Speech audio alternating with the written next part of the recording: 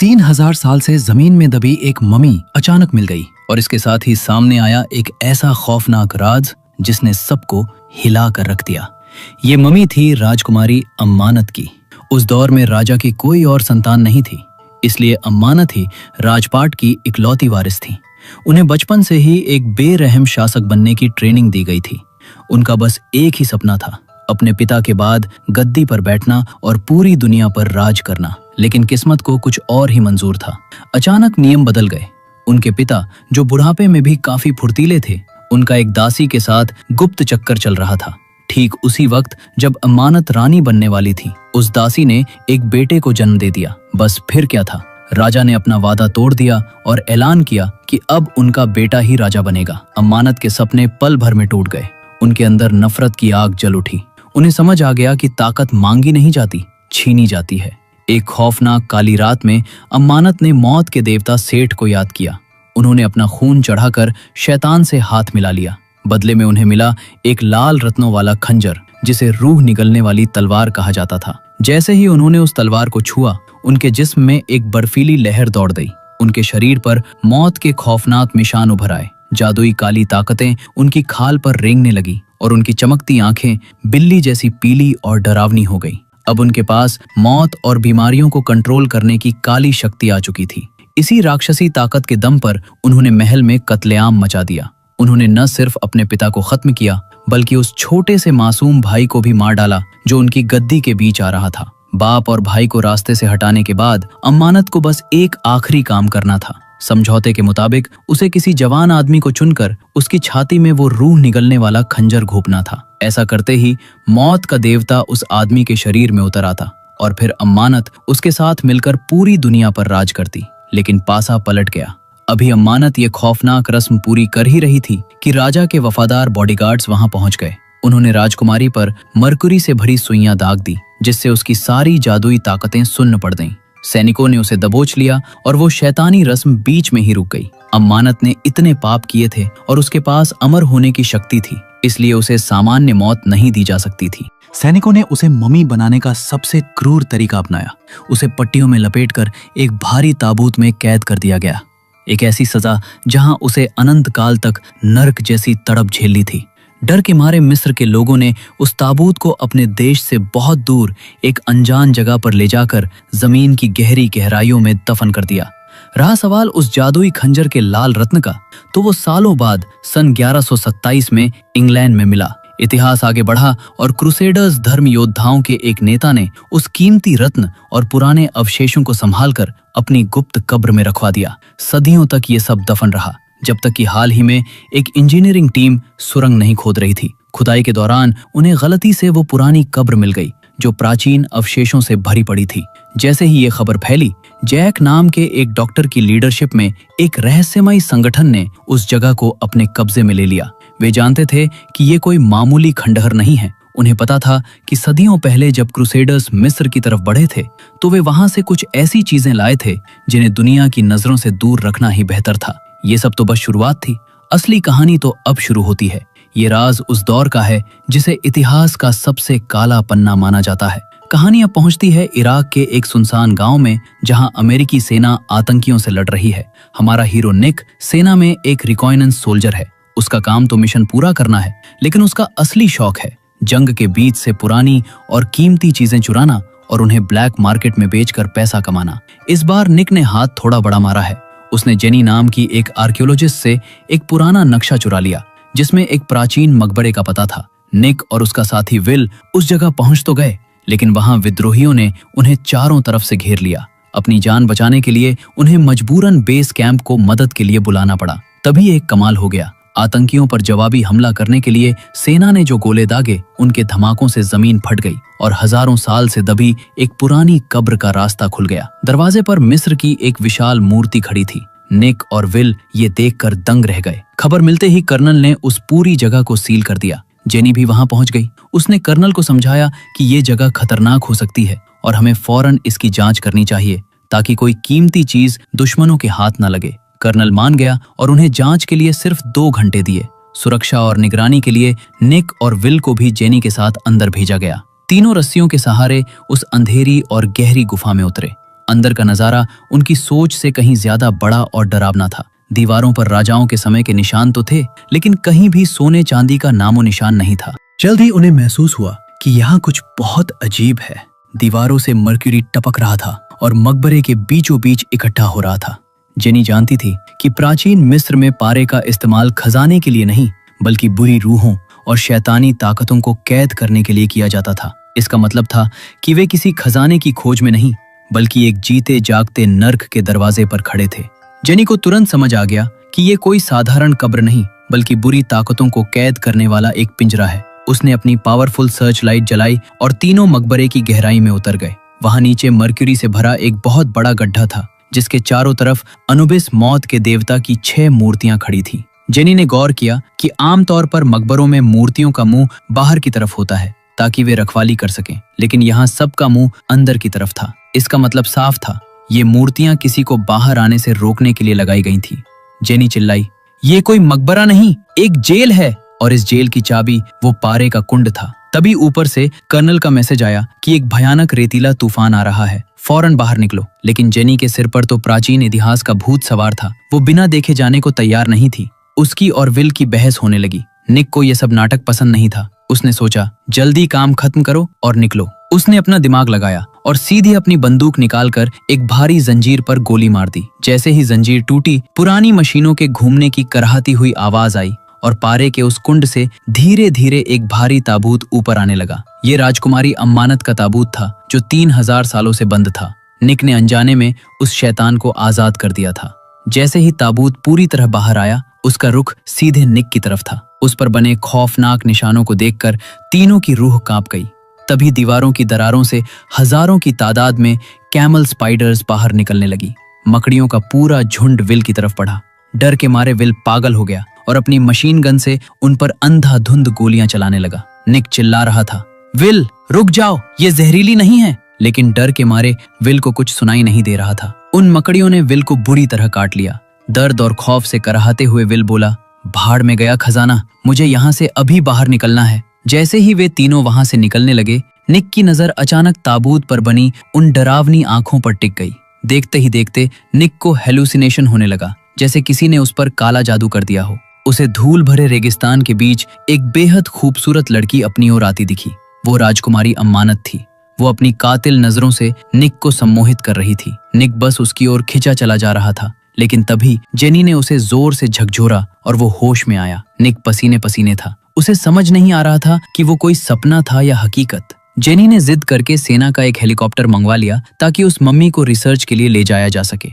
लेकिन जैसे ही उस भारी पत्थर के ताबूत को उसकी जगह से हिलाया गया, वहां सन्नाटे में बैठे सैकड़ों कौवे अचानक पागलों की तरह चीखने लगे। अम्मानत, जिसे हजारों साल पहले जिंदा दफना दिया गया था, अब आजाद हो चुकी थी। जैसे ही ताबूत को बाहर धूप में लाया गया, कौवों का एक काला साया उसके इर्द गिर्द मंडराने लगा, मानो वे किसी बड़ी तबाही की चेतावनी दे रहे हों। जब हेलीकॉप्टर ने उड़ान भरी तो वे कौवे भी किसी साये की तरह उसके पीछे पीछे चलने लगे। तभी रेगिस्तान का मिजाज एकदम से बदल गया। आसमान साफ था, लेकिन अचानक एक ऐसा भयानक रेतीला तूफान उठा जैसा पहले कभी नहीं देखा गया था। सबको लग रहा था कि ये महज एक इत्तेफाक है, लेकिन असल में ये उस शैतानी ताकत का असर था।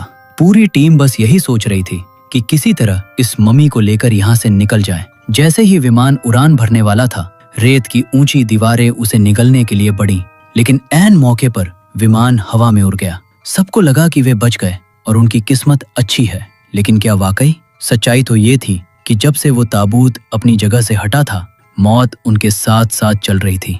उस विमान में मौजूद हर शख्स अब एक ऐसे श्राप की गिरफ्त में था जिससे बचना नामुमकिन था। विमान हवा में था, लेकिन खतरा टला नहीं था। विल, जिसे मकबरे में मकड़ी ने काटा था, उसकी हालत बिगड़ती जा रही थी। उसकी आंखें ऊपर की ओर चढ़ गई थी और वो बार बार बेहोश हो रहा था। लेकिन निक का ध्यान उस पर नहीं था। निक तो जेनी की बातों में खोया हुआ था।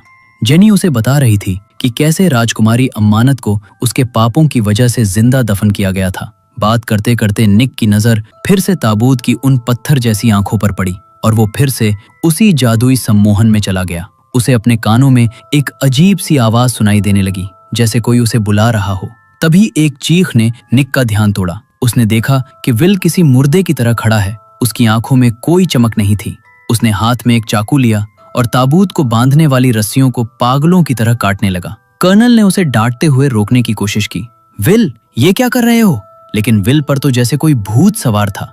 उसने बिना सोचे समझे कर्नल पर चाकू से हमला कर दिया। निक चिल्लाया और उसे शांत करने की कोशिश की, लेकिन विल अब वो इंसान नहीं रहा था जिसे निक जानता था। उसने कर्नल को जान से मार दिया और अब खंजर लेकर निक और बाकी लोगों की तरफ बढ़ने लगा। विमान में मौजूद सैनिकों ने तुरंत अपनी बंदूकें तान दी, लेकिन किसी की हिम्मत नहीं हो रही थी कि गोली चलाए। हवा के कम दबाव वाले केबिन में अगर एक भी गोली गलती से विमान की दीवार पर लग जाती तो विमान हवा में ही फट जाता और सब मारे जाते। निक ने झपट्टा मारकर एक सैनिक की बंदूक छीन ली और विल को पीछे हटने के लिए कहा, लेकिन विल की इंसानियत मर चुकी थी। वो एक आदमखोर की तरह जेनी पर हमला करने के लिए झपटा। उसकी आंखों में अब सिर्फ खून सवार था। साफ था कि राजकुमारी अम्मानत ने उसे अपनी कठपुतली बना लिया था। जेनी की जान बचाने के लिए निक के पास कोई रास्ता नहीं बचा था। कांपते हाथों से उसने ट्रिगर दबा दिया। गोली विल को लगी, लेकिन ताज्जुब की बात यह थी कि गोली लगने के बाद भी विल को कोई फर्क नहीं पड़ा। वो किसी ज़ोंबी की तरह हमला करता रहा। तभी एक और जोरदार धमाका हुआ।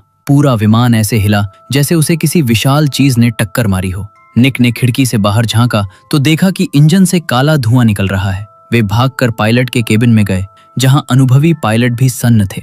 विमान अपने रास्ते से भटक चुका था और इंग्लैंड के ऊपर उड़ रहा था। अचानक हजारों कौवों ने विमान की खिड़की पर सुसाइड अटैक कर दिया। पंछी अपनी जान देकर खिड़की के शीशे तोड़ रहे थे। देखते ही देखते आसमान में एक घना काला बादल छा गया, पर वो बादल नहीं बल्कि लाखों कौवों का झुंड था। उन्होंने पायलटों पर हमला कर उन्हें वहीं मार डाला।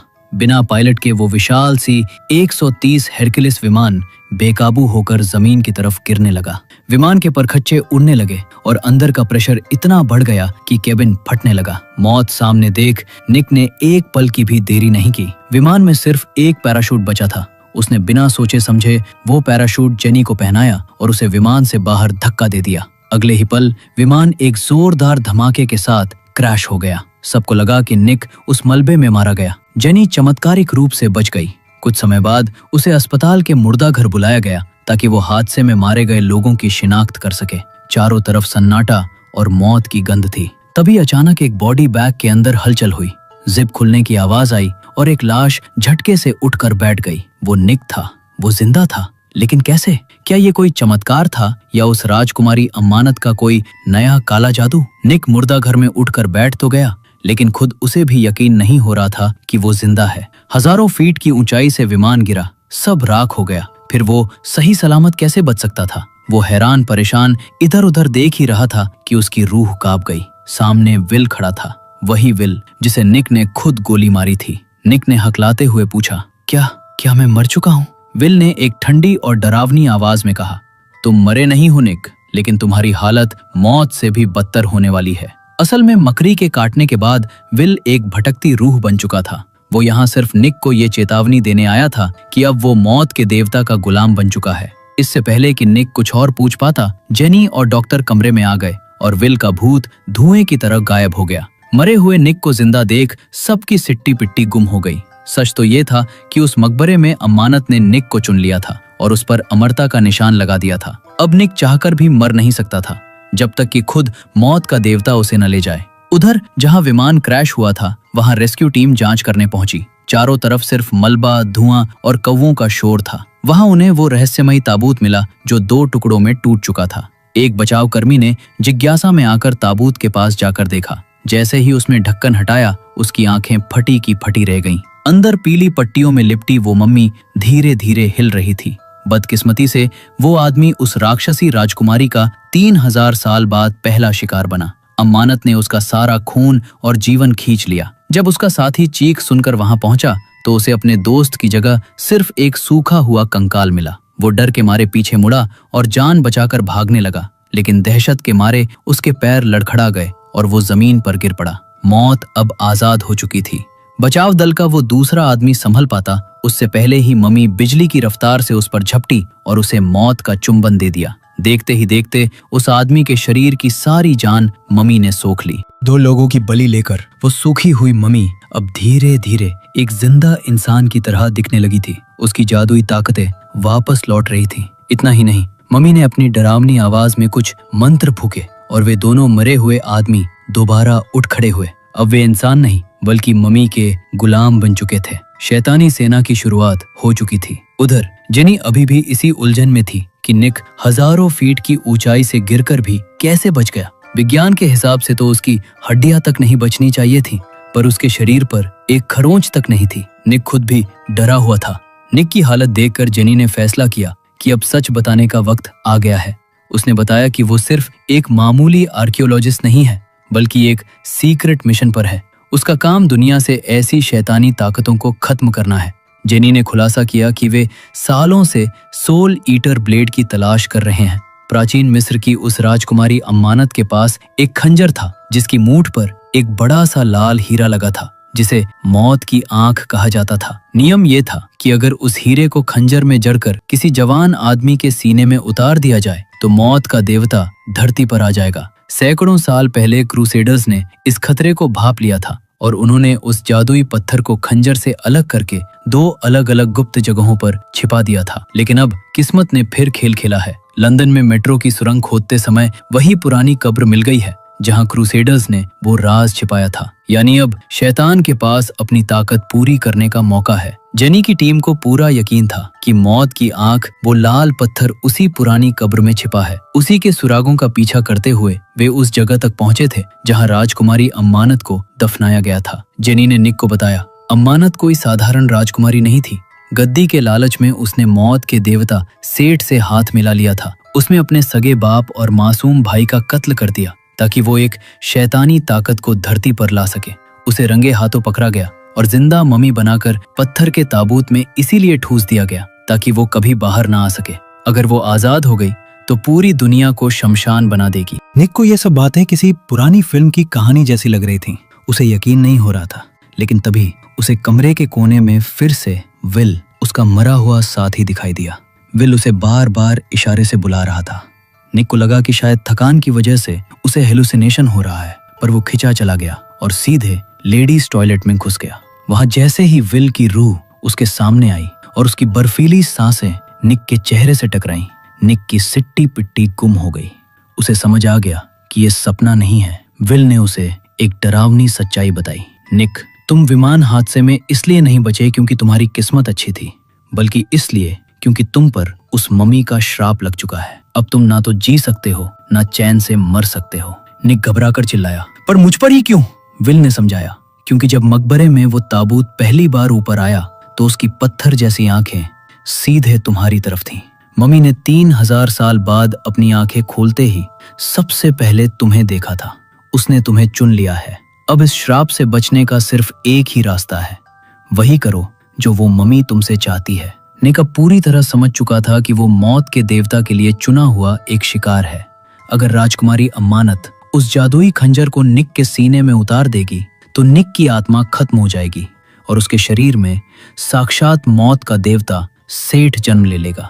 विल की रूह चिल्लाई, आओ और पूरी दुनिया को तहस नहस कर दो। निक ये सुनकर सुन पड़ गया। उसे यकीन नहीं हो रहा था कि उसके साथ क्या हो रहा है। तभी उसे हेलुसिनेशन होने लगा।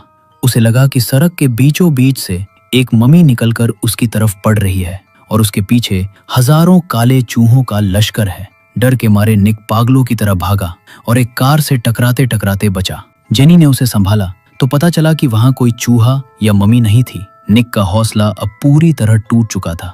निक ने जेनी को अपने श्राप और मतिभ्रम के बारे में बताया, लेकिन जेनी को यकीन नहीं हुआ कि मम्मी सच में जिंदा हो गई है। अपनी बात साबित करने के लिए निक उसे लेकर विमान दुर्घटना वाली जगह की तरफ बढ़ा। रास्ते में एक सुनसान और पुराना चर्च था।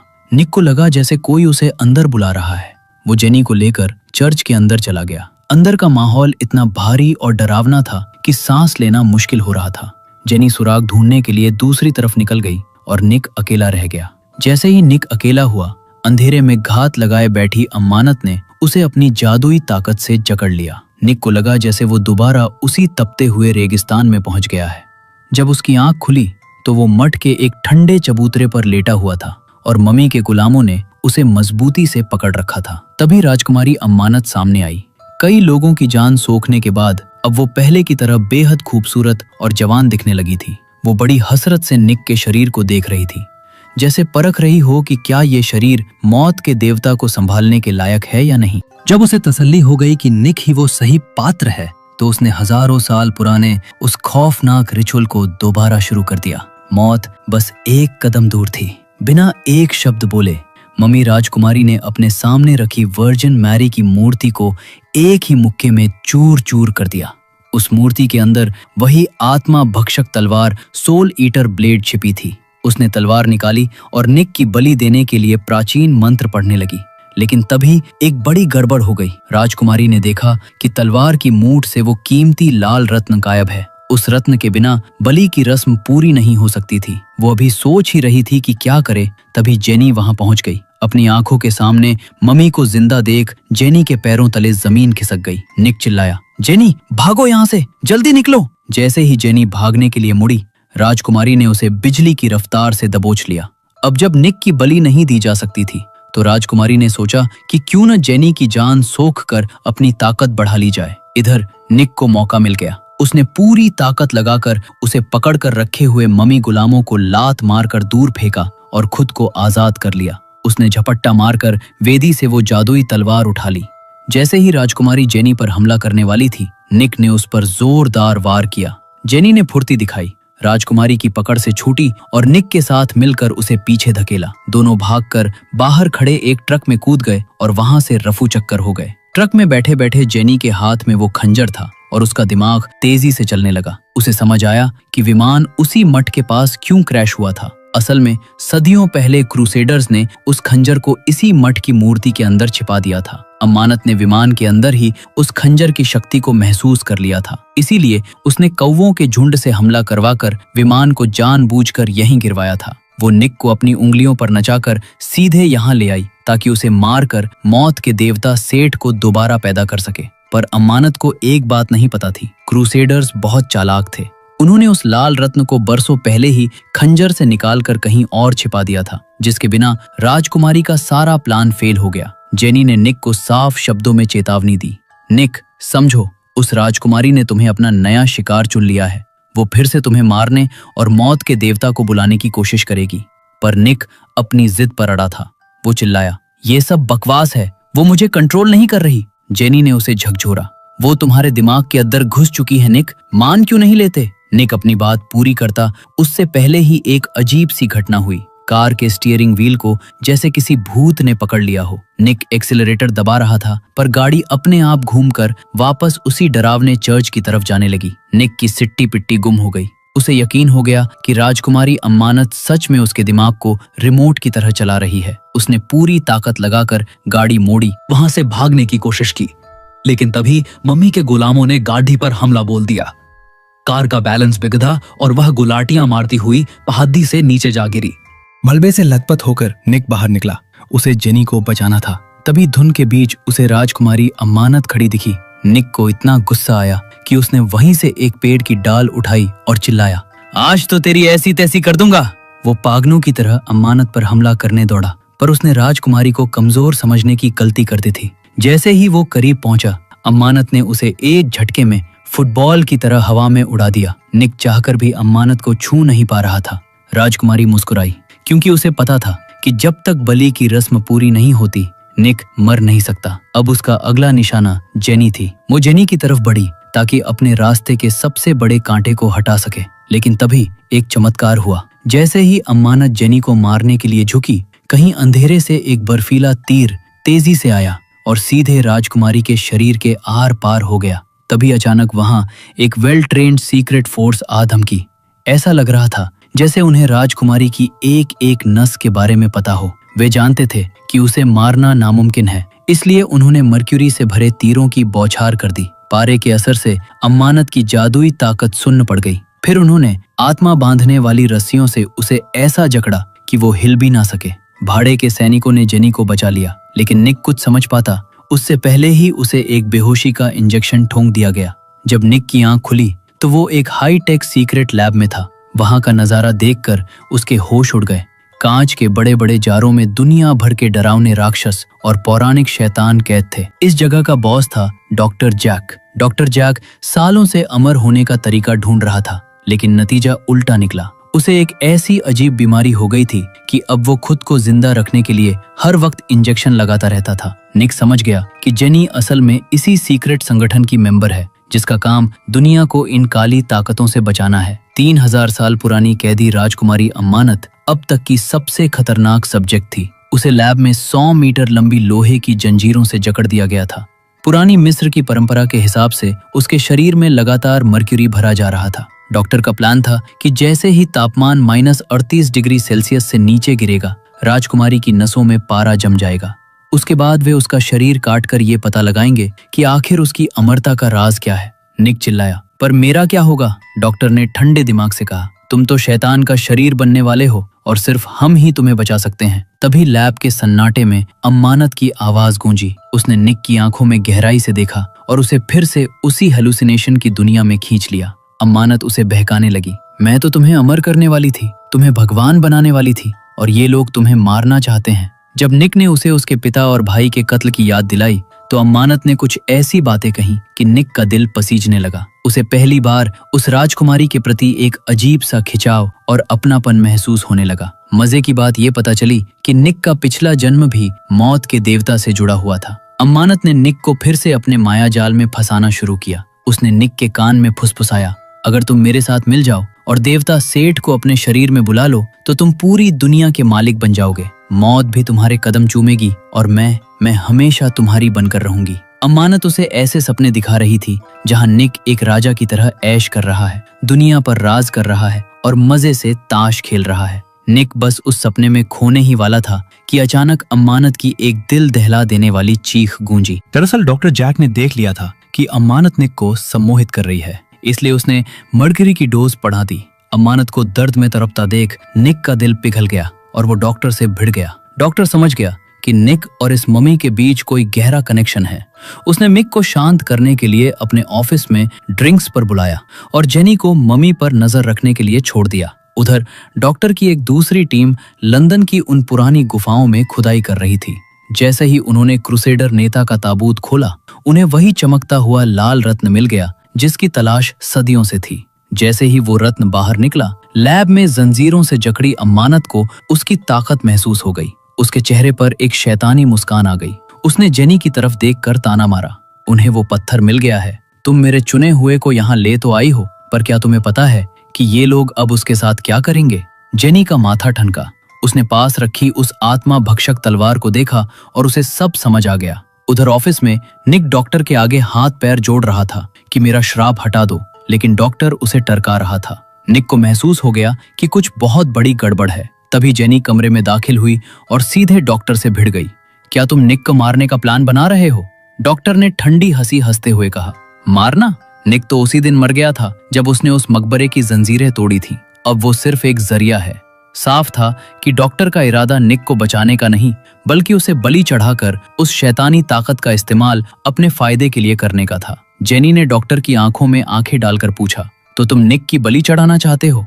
डॉक्टर ने बिना किसी शर्म के कहा, निक एक चोर है, उसका शरीर मजबूत है। राजकुमारी ने उसे एक परफेक्ट शिकार के रूप में चुना है। हम उस लाल पत्थर को खंजर में जड़ेंगे और राजकुमारी से कहेंगे कि वो निक के सीने में उसे उतार दे। जैसे ही मौत का देवता सेठ निक के शरीर में आएगा, हम उसे वही खत्म कर देंगे। निक ये सुनकर सुन्न पड़ गया।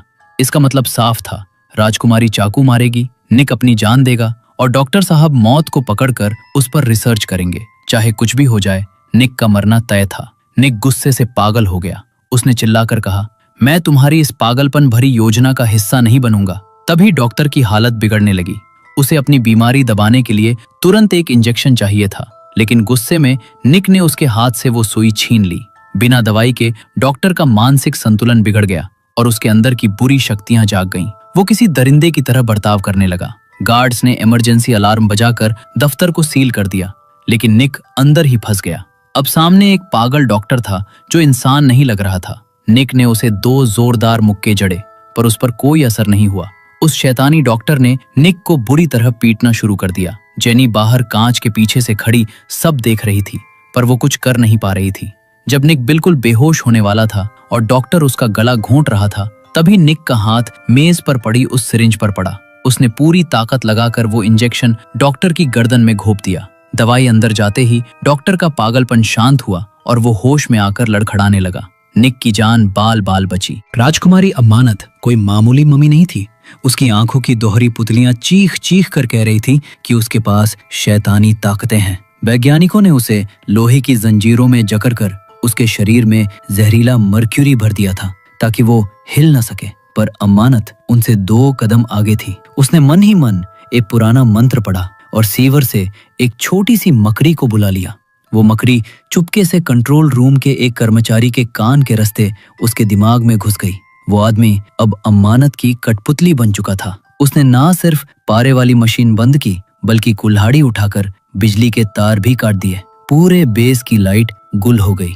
पारे का असर खत्म होते ही अमानत ने सारा जहर अपने शरीर से बाहर उगल दिया और उसकी काली ताकतें दोबारा जाग उठी। जैसे ही बिजली कटी, जेनी भागकर निक के पास पहुंची। उसने बताया, निक, वो लाल रत्न मिल गया है। अगर हमने उस पत्थर को नष्ट कर दिया तो तुम्हारा शाप टूट जाएगा और अमानत की रस्म अधूरी रह जाएगी। दोनों ने तय किया कि इससे पहले कि मम्मी उस तक पहुंचे उन्हें उस रत्न को खत्म करना होगा। लेकिन जब अमानत ने देखा कि उसका चुना हुआ नायक उसे छोड़कर दूसरी लड़की के साथ भाग रहा है तो नफरत और गुस्से में वो पागल हो गई। अमानत ने एक ऐसी चीख मारी कि दीवारें कांप उठी। उसने अपनी जंजीरें तोड़ दी और किसी डरावनी मकड़ी की तरह टेढ़ी मेढ़ी होकर दीवारों पर रेंगने लगी।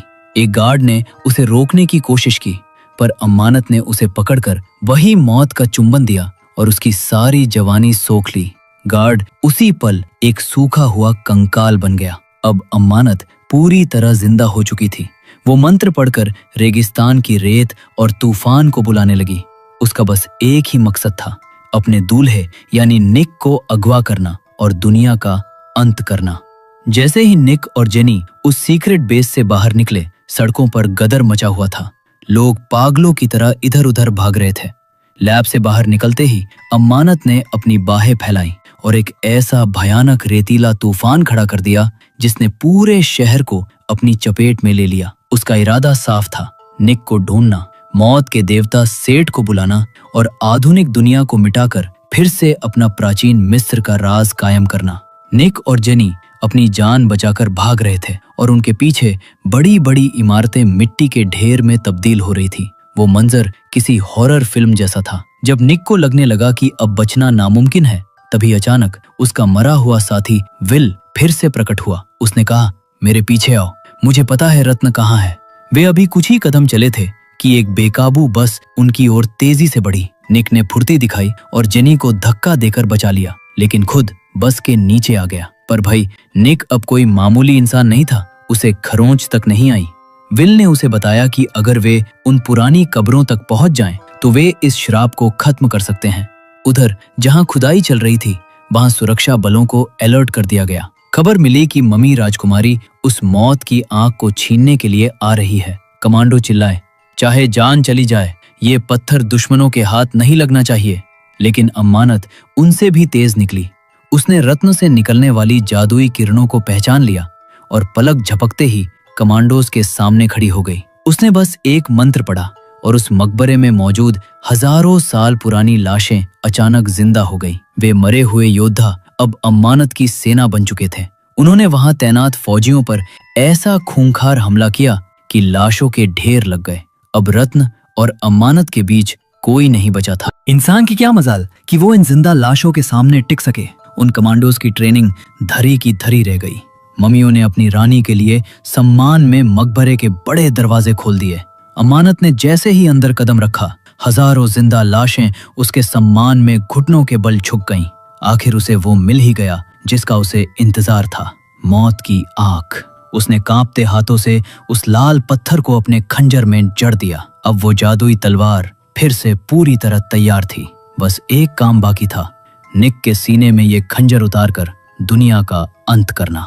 उधर निक, जिसे अपना दोस्त समझकर पीछे पीछे आ रहा था, उसे सुरंग के पास पहुंचते ही एक बड़ा झटका लगा। उसे समझ आ गया कि विल ने उसे धोखा दिया है। विल उसे बचाने नहीं बल्कि अमानत की गोद में बलि चढ़ाने के लिए यहाँ लाया था। विल ठंडी आवाज में बोला, निक, अमानत तुम्हें कभी जिंदा नहीं छोड़ेगी और तुम इस जेनी को कभी नहीं बचा पाओगे। तभी मम्मियों के एक झुंड ने उन पर हमला कर दिया। निक अपनी जान बचाने के लिए सुरंगों में भागा। भागते भागते उसने देखा कि जेनी भी मम्मियों के बीच घिरी हुई है। निक ने अपनी फुर्ती दिखाई और लड़ते हुए जेनी को वहां से निकाला। जेनी चिल्लाई, तुम्हें यहाँ नहीं होना चाहिए था निक।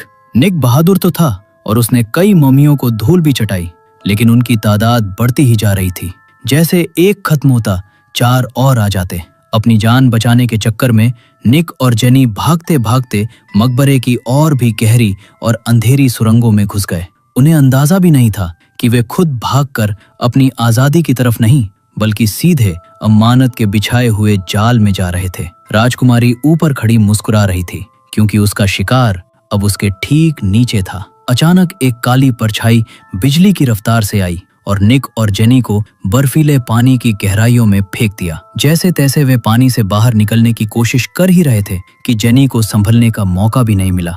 राजकुमारी अमानत पानी के अंदर से ही किसी साये की तरह निकली और जेनी को खींच कर ले गई। निक पागलों की तरह पानी में हाथ पैर मारता रहा, पर अमानत ने उसे रोकने के लिए अपनी मम्मी सेना पीछे लगा दी। जब तक निक आजाद होकर सतह पर आया, उसे जेनी का बेजान शरीर पानी पर तैरता हुआ मिला। उसने जेनी को बाहों में भर लिया, पर उसकी धड़कनें रुक चुकी थीं। मम्मी के गुलामों ने निक को घसीटकर उस डरावनी वेदी तक पहुंचाया। अंधेरे से मुस्कुराती हुई अमानत बाहर निकली और ठंडे लहजे में बोली, निक, इस मामूली इंसान के लिए रोना बंद करो। बुढ़ापा, बीमारी और मौत, इंसानी शरीर तो बस एक कूड़ा है। अंधेरे को गले लगाओ और मेरे साथ मिलकर मौत पर राज करो। निक अपनी प्रेमिका की मौत से टूट चुका था। उसने चीख कर कहा, ऐसी अमरता का मैं क्या करूंगा जिसमें जेनी ही ना हो। गुस्से में अमानत ने निक को एक जोरदार थप्पड़ जड़ा और उसे जमीन पर गिरा दिया। वो निक के पास झुककर फुसफुसाई, मैं तुम्हारा सारा दर्द खत्म कर दूंगी, बस मेरे सामने झुक जाओ। लेकिन निक का इरादा पक्का था। अमानत का सब्र जवाब दे गया और उसने निक की पिंडली की हड्डी तोड़ दी ताकि वो भाग ना सके। वो चिल्लाई, मेरी बात मानो निक, जब तुम भगवान बन जाओगे तब तुम मुझे शुक्रिया कहोगे। राजकुमारी को लग रहा था कि निक अब टूट चुका है और जेनी महज एक मरी हुई लाश है, लेकिन निक की आंखों में अब दर्द नहीं, बदले की आग थी। जैसे ही राजकुमारी का ध्यान भटका, निक ने रेंगते हुए जेनी की कमर में हाथ डाला और वहां छिपा वो आत्मा भक्षक खंजर झपट्टा मारकर निकाल लिया। राजकुमारी कुछ समझ पाती उससे पहले ही निक ने वो कीमती लाल रत्न जमीन पर पटक दिया। पत्थर में दरारें आ गईं। अमानत की रूह कांप गई, क्योंकि उसे पता था कि अगर एक बार और हुआ तो पत्थर चकनाचूर हो जाएगा और उसके हजारों साल का सपना मिट्टी में मिल जाएगा। जैसे ही निक रत्न तोड़ने वाला था, राजकुमारी चिल्लाई, रुक जाओ, अगर ये टूट गया तो सब खत्म हो जाएगा। तुम कभी भगवान नहीं बन पाओगे और ना ही कभी मरे हुए को जिंदा कर पाओगे। मरे हुए को जिंदा करना, ये शब्द सुनते ही निक के दिमाग की बत्ती जली। उसने पास पड़ी जेनी की लाश को देखा। निक ने एक बड़ा जोखिम लेने का फैसला किया। उसने वो आत्मा भक्षक तलवार राजकुमारी की ओर बढ़ाई, लेकिन जैसे ही अमानत ने हाथ बढ़ाया, निक ने खुद वो खंजर अपने ही सीने में उतार लिया। अनुष्ठान का आखिरी बलिदान पूरा हो गया। निक का शरीर बिजली के झटकों की तरह कांपने लगा। उस लाल पत्थर की सारी काली ताकत निक के रग रग में समा गई। पत्थर फीका पड़ गया और निक की आंखें भी अमानत की तरह 4 पुतलियों वाली हो गईं। निक अब साक्षात मौत का देवता बन चुका था। रस्म पूरी होते ही निक ने उस जादुई खंजर को तिनके की तरह तोड़कर फेंक दिया। वो धीरे धीरे राजकुमारी की तरफ बढ़ा। अमानत को लगा कि उसका प्रेमी और उसका देवता उसे चूमने वाला है, पर निक की नजर जमीन पर पड़ी जेनी पर टिक गई। निक के अंदर का इंसान अभी पूरी तरह मरा नहीं था। उसके दिमाग में एक तरफ शैतानी ताकत थी और दूसरी तरफ जेनी के लिए प्यार। दोनों के बीच भयंकर जंग छिड़ गई। यहाँ निक ने एक मास्टर स्ट्रोक खेला था। असल में खंजर सीने में घोंपने से ठीक पहले निक ने रत्न पर चोट की थी, जिससे वो पत्थर कमजोर पड़ गया था। इस वजह से मौत के देवता सेठ की पकड़ निक पर ढीली पड़ गई। निक ने अपनी गजब की विल पावर से उस शैतानी ताकत को अपने मन के एक कोने में कैद कर लिया। वो डॉक्टर की तरह डबल पर्सनैलिटी वाला बन गया था। राजकुमारी अमानत अभी भी दुनिया पर राज करने के सपने देख रही थी। वो निक के करीब आई, पर उसे प्यार की जगह निक का एक ऐसा जोरदार प्रहार मिला जिसमें मौत की असीम ताकत थी। निक अब सिर्फ एक इंसान नहीं था, उसने शैतान की शक्ति को चुराकर खुद को अजय बना लिया था। अब निक के सामने 10 मिस्र की राजकुमारियां भी आ जाती तो वो उन्हें एक उंगली से मसल देता।